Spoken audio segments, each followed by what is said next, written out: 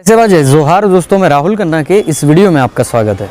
दोस्तों ज़्यादा आपको बोर ना करते हुए हम टॉपिक के ऊपर चलते हैं कि यहाँ पे सिगमोहर, जी हाँ दोस्तों, गोंडियन लोगों में सिगमोहर नज़र आता है जो कि यहाँ के लिंगों ने भी धारण किया है। यहाँ के राजा यानी गोंदोला के राजा, पंचखड़ के राजा शंभू शेख ने भी धारण किया है। इस सिगमोहर को आज भी बस्तर जैसे एरियो में जब कोई त्योहार पर्व होता है तब धारण किया जाता है, गोटुलों में भी धारण किया जाता है। ये सिगमोहर सभी को पता है कि ये धारण किया जाता है, लेकिन क्या रीज़न है इसका और क्यों इसे धारण किया जाता है? यह समाज इतनी बड़ी तादाद में इसको क्यों मानता है?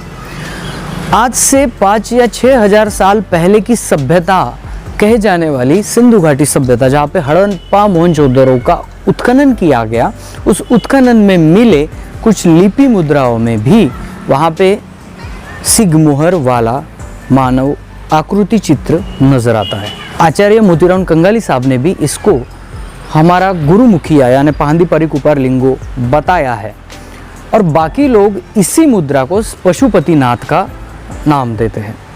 दोस्तों अगर इसके पीछे भी हम चले जाए, जो रॉक पेंटिंग्स हमें मिली है, हमने जहाँ पे रॉक पेंटिंग्स देखी है या हमारे गोंडियन समाज के इतिहासकारों ने रॉक पेंटिंग को अच्छी तरह से देखा है, तो गोंडियन कम्युनिटी से रिलेटेड बहुत कुछ वहाँ पे मिला है। वहाँ पे मुनसुल सर्री धारण किए हुए यानी इस सिगमोहर को धारण किए हुए मानव चित्राकृति भी, मानव चित्र भी मिले हैं।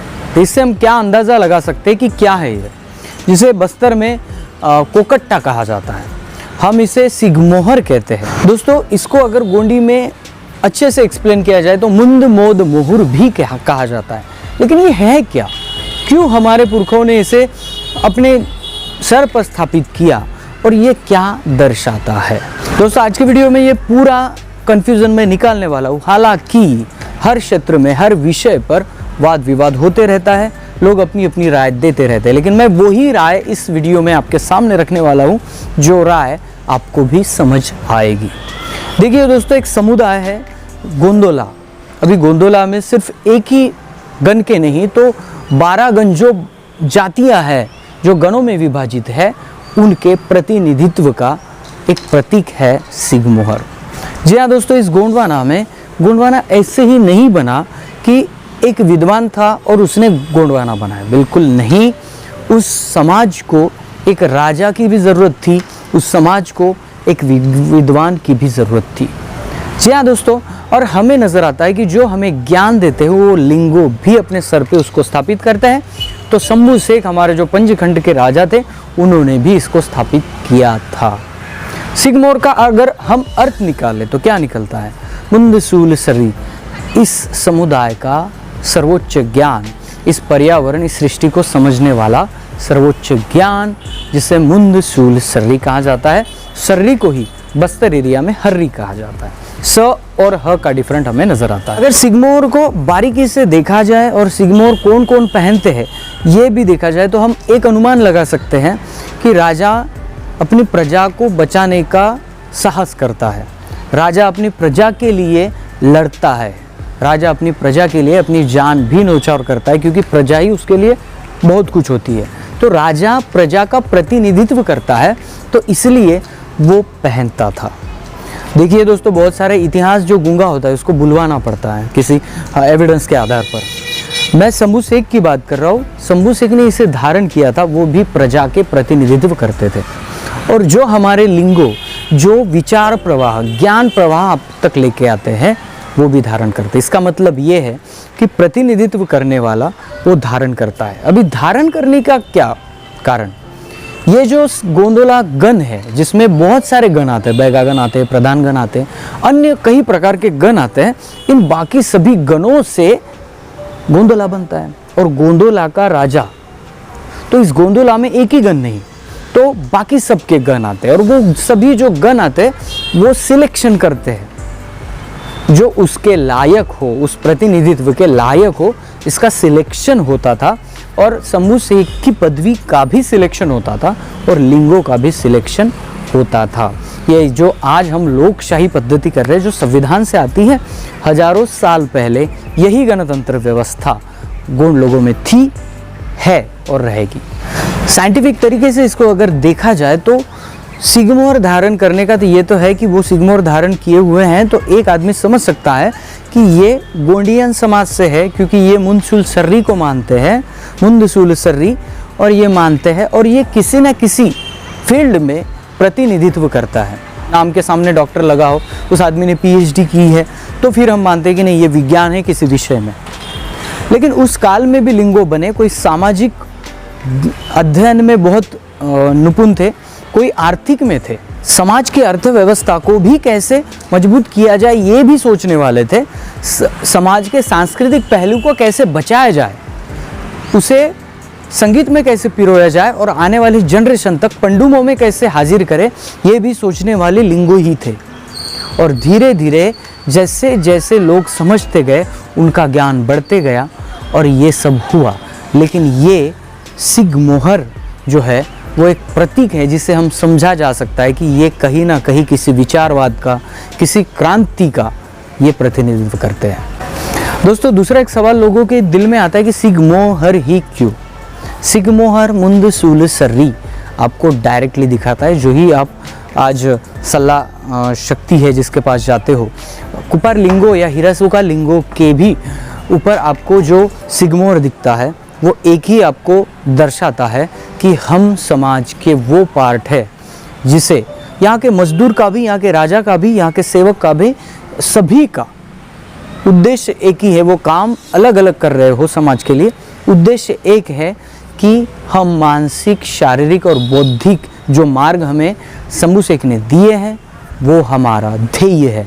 सुरवेय पेंतोल को पाना हमारा ध्येय है। दोस्तों, इस बारे में जब मैंने बात की, तेलंगाना के अरका मानिकराव जी बहुत बड़े साहित्यिक हैं, उनसे मैं हमेशा मिलता हूँ, उनसे मार्गदर्शन लेता हूँ। हालांकि यह बात उन्होंने मुझे फ़ोन पर बताई, एक किंवदंती है। देखिए, किंवदंतियाँ हमारे समाज में भी प्रचलित होती है और ये किंवदंतियों के बारे में, इस किंवदंतियों को अच्छे से समझना और उनका रिसर्च करना ज़रूरी है। सिगमोहर के बारे में, कोकट्टा जिसे हम कोकट्टा भी कहते हैं, तो कोकट्टा के बारे में जब उनसे पूछा गया, मैंने पूछा था कि ये क्यों, कैसे, तब अरका मानिकराव जी इन्होंने मुझे एक छोटी सी कहानी बताई जो आपको कहानी में बता रहा हूँ। लिंगो जब जंगल में जा रहे थे, जब लिंगो जंगल में जाने के बाद एकास बिल्कुल उनकी पलकें ना झपकी, उनके सामने एक शेर आ गया था। और शेर आने के बाद शेर भी तैयार हुआ, वो अभी लिंगो पे हमला करने वाला है, ऐसी सिचुएशन थी। और इसी सिचुएशन में एक गवाह जो होता है, जो जंगली भैंसा कहा जाता है, वो जंगली भैंसा बीच में आया और उसने उस शेर पे हमला बोल दिया। ये प्रकृति का नियम है, लिंगो भी जानते थे कि जो शेर है वो, और जो गवाह है वो, गवाह बलाढ्य है और शेर चतुर भी है और बलाढ्य भी है। इन दोनों में मुठभेड़ हुई, लिंगो बाजू में खड़े थे और इस बीच गवाह मारा गया और गवे का खून पीकर वहाँ से शेर भी चला गया। लिंगो ने एक बात नोटिस की कि इसने मुझे बचाया तो है, और सृष्टि के अनेक प्राणी है जो हमें कहीं ना कहीं से बचाते हैं, प्रोटेक्ट भी करते हैं। तो इसलिए सिगमोहर करके गवे को मारकर उसके सींग लेकर सिगमोहर नहीं बनाया जाता। कई कई एरिया में मैंने देखा है कि अलग अलग टाइप के भी सिगमोहर बनाए जाते हैं, कोकट्टे बनाए जाते हैं। और ये कोकट्टा जो बनाया जाता है वो पूरी तरह से वो प्राणी अगर निर्जीव है तो ही उससे लिया जाता है और फिर यह कोकट्टा बनाया जाता है। बहुत सारे, जैसे मैंने कहा कि सेमल की लकड़ी से भी कोकट्टे बनाए जाते हैं, अलग अलग एरिया में इसके अलग अलग प्रमाण हैं। पॉइंट नंबर 2 दोस्तों, आपने अगर मोहनजोदारो मूवी देखी होगी तो उस मूवी में जो विलन नज़र आता है, उस विलन का सर पर वो कोकट्टा देने की कोशिश की गई है डायरेक्टर की तरफ से, लेकिन वहाँ पे सीधे हमें नज़र आ रहा है कि वो कोकट्टा ऐसे था कि वो एक ही लकड़ी से बना हुआ था और ऐसा दूर से नज़र आ रहा था कि मानो वो 2 सींग उस इंसान के शरीर से निकले हो। हालांकि सिगमोहर की रचना ऐसी नहीं होती, दूर से किसी भी एंगल से वो उसके सींग उसके हैं ये नज़र नहीं आता। तो वो जो मुकुट है, जो हम उसे मुकुट कहते हैं, पवित्र मुकुट मानते हैं, वो समाज का प्रतिनिधित्व करता है। लेकिन दिखू लोगों ने सिर्फ यही देखा और फिर मेरे ख्याल से हमें विशेषण जो दिए गए आप राक्षस हो, आप ये हो वो हो, ये विशेषण भी उन लोगों के स्टडी ना करने के कारण, रिसर्च ना करने के कारण हो सकता है ये हमें प्रचलित हो। जो सिगमोहर हम धारण करते हैं तो दो चिन्ह तो होते हैं, लेकिन बीच में मोर पंख या बीच में किसी पक्षियों के पंख भी हम डाल देते हैं। हमारे गान नृत्य में, पाटों में जो भी सज धजते हैं, सौंदर्य होता है, वो सौंदर्य बढ़ाने के लिए लोग तरह तरह के यहाँ पे पंख डालते हैं। और ज़्यादा से ज़्यादा हमारे घुसाड़ी डांस हो या अंगा पेन हो, इसमें मोर पंख इस्तेमाल किए जाते हैं। जब इसी जानकारी के लिए फ़ोन लगाया गया और उनसे पूछा गया कि क्या आप ये मोर पंख के लिए आप किसी मोर की हत्या करते हो? बिल्कुल नहीं। बूढ़ा मोर किसी एक सीज़न में मर जाता है, तब उसे उसके पंख वो यूज़ करते हैं। दूसरी बात, मोर के ही पंख क्यों यूज़ किए जाते हैं? यह सवाल है। तो यह सवाल यह है कि मोर एक ज्ञान का प्रतीक माना जाता है इस कोयतुर समुदाय में। जैसे कि मैंने आपको बताया कि मेंढक क्या विशेषताएं है और मेंढक कैसे बता देता है कि क्या होने वाला है, जो बादल घने हो जाते हैं, वैसे ही इस प्रकार में मोर भी है।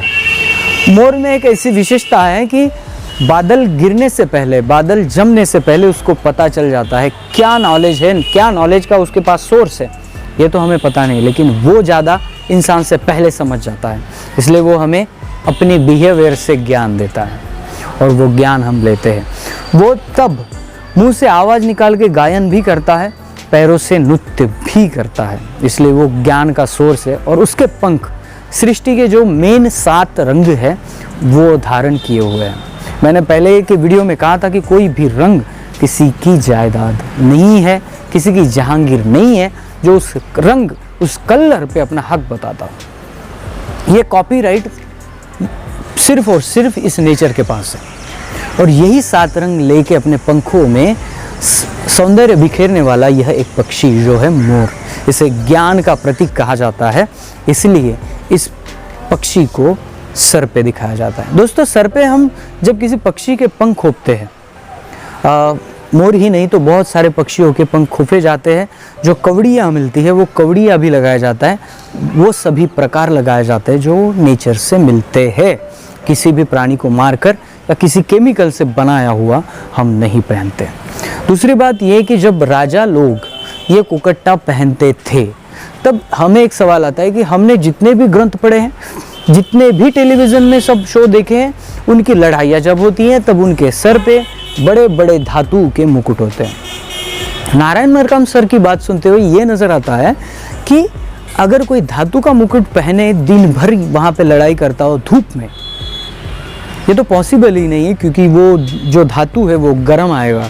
सोने के मुकुट तो और ज़्यादा गर्म आ जाते हैं, और वो गर्म आएगा, आपके मस्तिष्क को इतना गर्म करेगा कि आप कूल ठंडे दिमाग से सोच नहीं पाओगे। इसलिए कोयतुर समाज आज भी वाइट कलर का फेटा लपेटता है और उसके ऊपर सिगमोहर चढ़ाता है। और आपको बता दूं, मेरे वीडियो में, बहुत सारे वीडियो में बताया गया है कि वाइट कलर जो है वो उष्णता को आपके दिमाग तक नहीं आने देता। आपने अगर नहीं पढ़ा तो आप साइंस पढ़ सकते हो। साइंस बताता है कि सफ़ेद कलर जो है वो बाहर की बाहर ही रखता है, आपके मस्तिष्क को शांत रखता है। इसलिए सफ़ेद वस्त्र भी हमारे लोगों में ज़्यादा पहने जाते हैं। और एक सवाल रह गया है जो आपके दिल में है, सर भैंसा ही क्यों? सर भैंसा ही क्यों? सृष्टि के बाकी प्राणी क्यों नहीं? दोस्तों, अगर आपने हमारे पर्व नहीं देखे तो प्लीज़ ऐसी जगहों पे जाओ जहाँ पे बड़े बड़े पर्व किए जाते हैं। कोकट्टा धारण कर गोटुल के लया लयोर यानी बच्चे बच्चियाँ तो नाचते हैं, पाटे गाते हैं, वो अपने धुन में तो है, लेकिन ऐसे भी त्यौहार है जिसमें मुखटा पहन के हमारे लोग अभिनय करते हैं। देखिए, ये अभिनय करने वाली बात मैंने बताया था कि ये अभिनय एक्टिंग इस समुदाय से क्यों शुरू हुई, क्योंकि समाज में एक आदमी चलता है, वो जंगल में जाके देखता है तो किसी प्राणी का बिहेवियर कैसा है, बंदर है तो वो कैसा बिहेवियर करेगा, शेर है तो वो कैसा रहेगा, तो फिर वैसे ही पट्टे लगाकर, मुखौटा लगाकर उस पर्व में वैसी वेशभूषा करके उस प्राणी को भी याद किया जाता है जो उनका टोटेम है। क्योंकि ये गोंडियन समाज जो है ये टोटेमिक सिद्धांत पे चलने वाला समाज है, तो ये हर अपने पर्व में नेचर के घटकों को महत्व देता है। और जब हम सिगमोहर पहनते हैं, जब हम कोकट्टा पहनते हैं और वहाँ पे हर पशु पक्षी के पंख है, तो समझ लीजिए वो आदमी उसको सर पर बिठाए। इसका मतलब ये है कि पर्यावरण रहने वाले ये पक्षी भी बहुत महत्वपूर्ण है।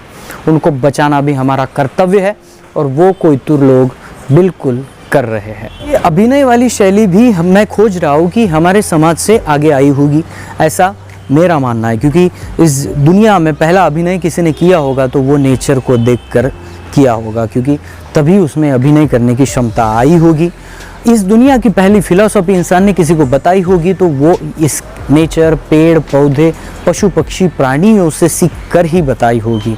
इस दुनिया में पहला मोटिवेशन किसी को आया होगा तो इस नेचर में रहने वाले घटकों से ही आया होगा। तो दोस्तों बात ये है कि हम अगर मूल बीज की बात करें, हम इंसान की उत्पत्ति की बात करें और इस धरती पे रहने वाले इंडिजिनस लोग यानी कोयतुर लोगों की बात करें, उनके कल्चर की बात करें, तो उनके कल्चर में पाखंड नहीं तो हमें विज्ञान नज़र आता है।